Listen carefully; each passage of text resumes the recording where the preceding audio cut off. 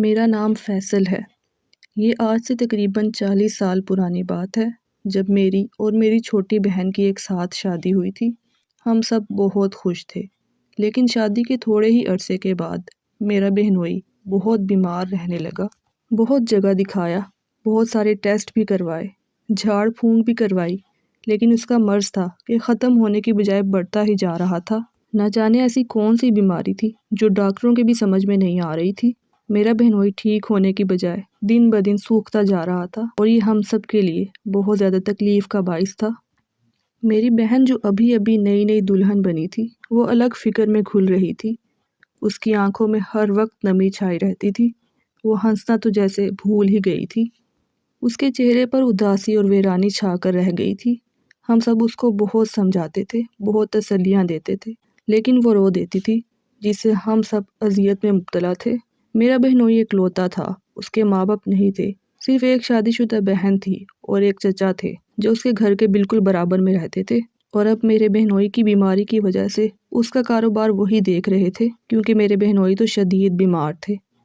پھر ایک دن مجھ سے میری بہن کی پریشانی دیکھی نہیں گئی، تو میں اپنی بہن اور بہنوئی کو لے کر اپنے گھر آ گیا۔ میں نے اپنی بہن سے کہا کہ جب تک میرے بہنوئی ٹھیک نہیں ہو جاتے، آپ لوگ میرے ساتھ ہی رہیں۔ میں نے اچھے سے اچھے ڈاکٹر کو دکھایا، لیکن سب مایوس ہو گئے تھے۔ میری بہن کو میرے گھر آئے 2 ہفتے سے زیادہ ہو گئے تھے، لیکن میرے بہنوئی کا مرض اور شدید ہوتا جا رہا تھا۔ ہمیں کہیں سے بھی کامیابی نہیں مل رہی تھی، کئی عاملوں کو بھی دکھایا، لیکن سب کا یہی کہنا تھا کہ اب وہ نہیں بچیں گے، ان پر بہت سخت کالا جادو کروایا گیا ہے، یہ ہمارے بس کی بات نہیں۔ میں نے یہ بات اپنی بہن سے چھپائی ہوئی تھی، کیونکہ وہ اور زیادہ پریشان ہو جاتی۔ میں اندر ہی اندر فکر میں گھل رہا تھا، میرا بہنوئی مر رہا تھا اور میں چاہ کر بھی کچھ نہیں کر پا رہا تھا۔ میرے دن رات انگاروں پہ گزر رہے تھے، میں ساری رات جا کر ٹہلتا رہتا، اور دیمک کی طرح اندر ہی اندر میں کھوکھلا ہوتا جا رہا تھا۔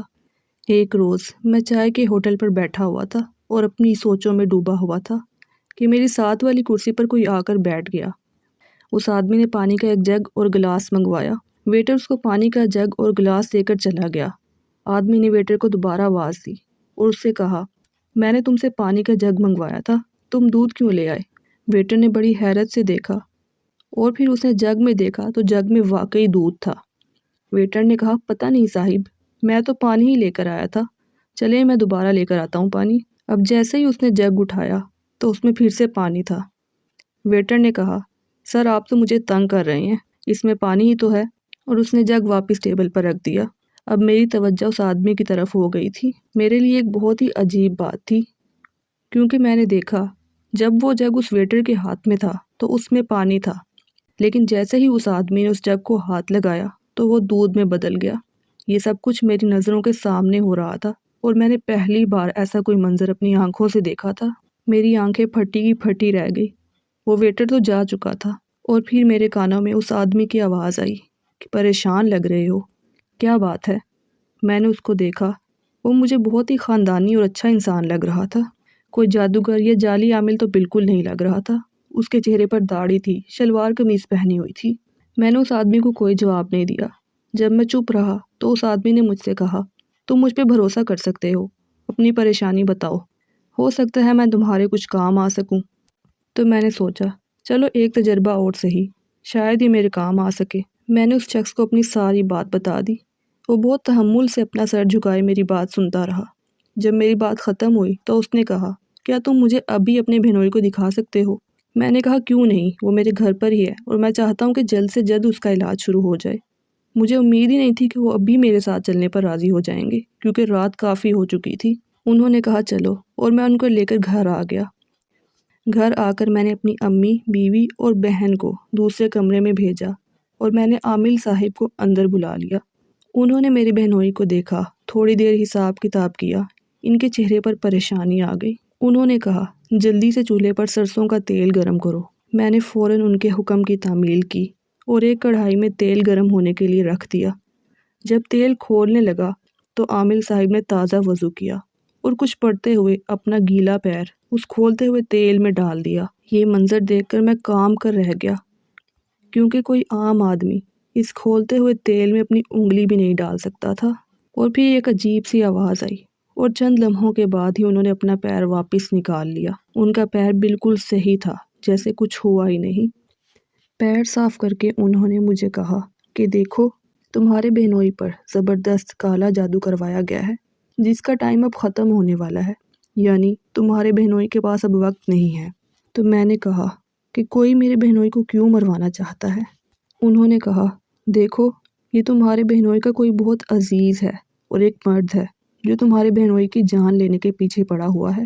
اب یہ تو تمہیں بہتر معلوم ہوگا کہ تمہارے بہنوئی کے مرنے سے کس کو فائدہ ہوگا۔ میں نے کہا، لیکن میرے بہنوئی کی تو صرف ایک بہن ہے، وہ بیوہ ہے، جس کی 2 بیٹیاں ہیں، اور ان کی دیکھ بھال بھی میرے بہنوئی کے کاروبار سے ہی ہوتی ہے۔ ہاں، ایک چچا ہیں، لیکن وہ تو بہت نیک انسان ہیں۔ آج کل میرے بہنوئی کا کاروبار وہی تو دیکھ رہے ہیں۔ انہوں نے کہا، آج کل نیکی بدی کو کون دیکھتا ہے؟ دولت اتنی بری شے ہے کہ بھائی بھائی کا دشمن بنا ہوا ہے، اور تم چچا کی بات کرتے ہو۔ تم نے بتایا تھا کہ تمہارا بہنوئی اکلوتا ہے، یعنی اپنے چچا کا اکلوتا بھتیجا، یعنی ان کے بھائی کی جائیداد کا وارث۔ تو پھر وہ کیوں چاہیں گے کہ یہ زندہ رہے اور جائیداد پر عیش کرے؟ وہ تو سب کچھ ہتھیانا چاہیں گے نا۔ مجھے یہ بات ہضم نہیں ہو رہی تھی۔ میں نے کہا، پھر بھی کوئی دولت کے لیے اتنا کیسے گر سکتا ہے کہ اپنے ہی خون کی جان لینا چاہے؟ عامل صاحب نے کہا، اس کو چھوڑو، ہم تمہیں شکل دکھا دیں گے، تم خود پہچان لینا۔ فی الحال کام کی بات یہ ہے، تم ہمیں کیا دے سکتے ہو اپنے بہنوئی کے علاج کے لیے؟ لیکن اس سے پہلے ہماری کچھ باتیں سن لو۔ ہم اصلی سید ہیں اور خاندانی عمل ہے، ہمارے بزرگوں نے ہمیں بخشا ہے۔ یہ عمل جو ہم کرنے جا رہے ہیں، یہ صرف ضرورت کے تحت سال میں 1 یا 2 بار سے زیادہ نہیں کرتے۔ دوسری بات یہ کہ تمہارے بہنوئی پر سخت موت کی ہانڈی کا عمل کروایا گیا ہے، جس سے موت یقیناً ہو جاتی ہے، اور اس جادو کی مدت ختم ہونے والی ہے۔ کوئی بھی عامل اس کام میں اب ہاتھ نہیں ڈالے گا، یہ بہت سخت عمل ہے۔ اب بتاؤ۔ میں نے ان کے سامنے ہاتھ جوڑ دیے۔ میں نے کہا، خدا را شاہ صاحب، اللہ کے بعد آپ کا سہارا ہے، میں آپ کی زندگی بھر غلامی کرنے کو تیار ہوں، بس میرے بہنوئی کو بچا لیجئے، میری بہن کا سہاگ اجڑنے سے بچا لیجئے۔ انہوں نے کہا، ہم ضرور کریں گے علاج، بلکہ ہم آئے ہی اسی لیے ہیں، لیکن کیا تم اس عمل کی کاٹ کا خرچہ برداشت کر سکتے ہو؟ میں نے کہا، آپ بتائیے، میں کیسے بھی کر کے دوں گا۔ انہوں نے کہا، ویسے تو اس کام کے 10,000 بنتے ہیں، لیکن تم 6,000 دے دینا، کہو منظور ہے؟ اس زمانے میں 6,000 بھی بہت بڑی رقم تھی، اور میں نے اپنے بہنوئی کے علاج پر بہت پیسہ برباد کر دیا تھا۔ میرا بھی اپنا کاروبار تھا، اور میں ہر قیمت پر اپنی بہن کو اجڑنے سے بچانا چاہتا تھا۔ میں نے حامی بھر لی۔ میں نے کہا، جی شاہ صاحب، مجھے منظور ہے۔ شاہ صاحب نے کہا، تو پھر سنو، یہ جو ابھی ہم نے تیل تیار کیا ہے، آج رات سے ہی اس تیل کی مالش شروع کر دو۔ یاد رہے، مالش پورے جسم پر کرنی ہے اور روزانہ کرنی ہے۔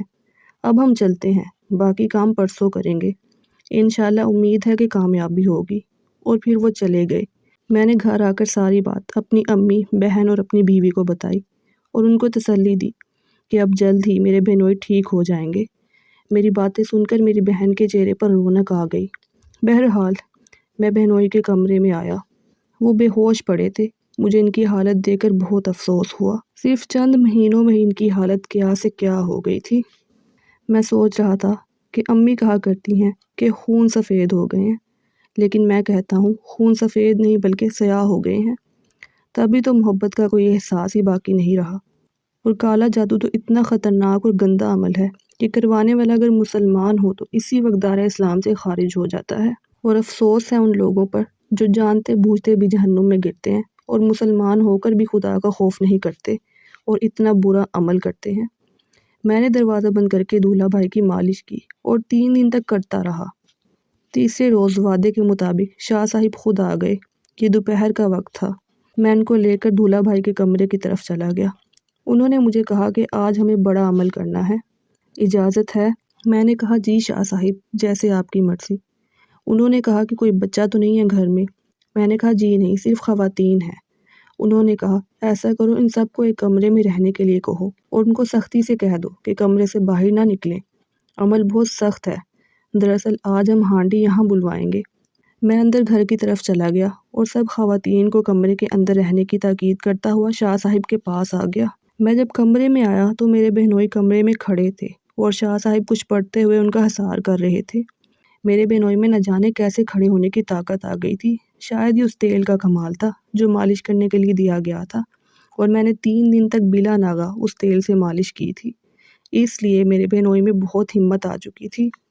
شاہ صاحب نے میرے بہنوئی سے کہا، بیٹا تمہیں کسی بھی صورت اس حصار سے باہر نہیں آنا، ورنہ سارا عمل الٹا پڑ جائے گا، عمل ختم ہونے تک یہیں کھڑے رہو۔ تو انہوں نے جی کہہ کر سر جھکا لیا۔ اس کے بعد شاہ صاحب نے میرا بھی حصار کیا اور پھر دائرہ بنا کر حصار کر کے خود بھی بیٹھ گئے اور عمل شروع کر دیا۔ تھوڑی ہی دیر گزری تھی کہ کمرے میں موجود کھڑکی میں بہت عجیب سی آوازیں آنے لگی۔ میں نے چونک کر اس کھڑکی کی طرف دیکھا تو وہاں پر ایک ہانڈی پھنسی ہوئی تھی۔ اس ہانڈی کو آتا دیکھ کر شاہ صاحب کے عمل میں اور تیزی آ گئی اور وہ بہت اونچی آواز میں کچھ پڑھنے لگے۔ جیسے جیسے شاہ صاحب کی آواز اونچی ہوتی جا رہی تھی، وہ ہانڈی بہت زور زور سے ہلنے لگی، لیکن وہ اندر نہیں آ رہی تھی۔ پھر شاہ صاحب نے اسے قسم دی، تجھے حضرت سلیمان کی قسم ہے، اندر آ۔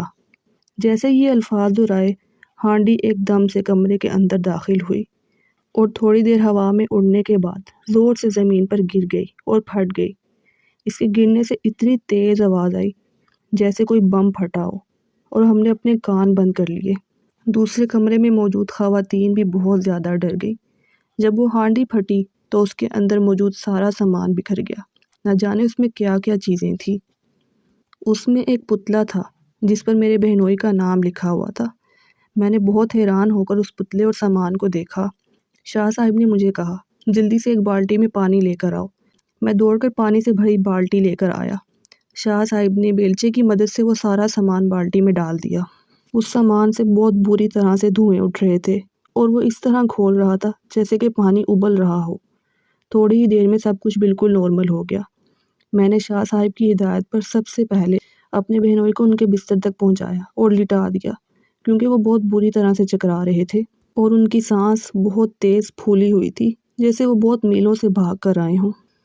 میں نے انہیں پانی پلایا۔ شاہ صاحب نے میرے بہنوئی سے کہا، بے فکر ہو کر آرام کرو بیٹا، اب کوئی خطرہ نہیں، تم بالکل محفوظ ہو۔ اللہ کے فضل و کرم سے تمہارے دشمنوں کے ارادے مٹی میں مل گئے ہیں، اب انشاءاللہ تم بہت جلد صحت یاب ہو جاؤ گے۔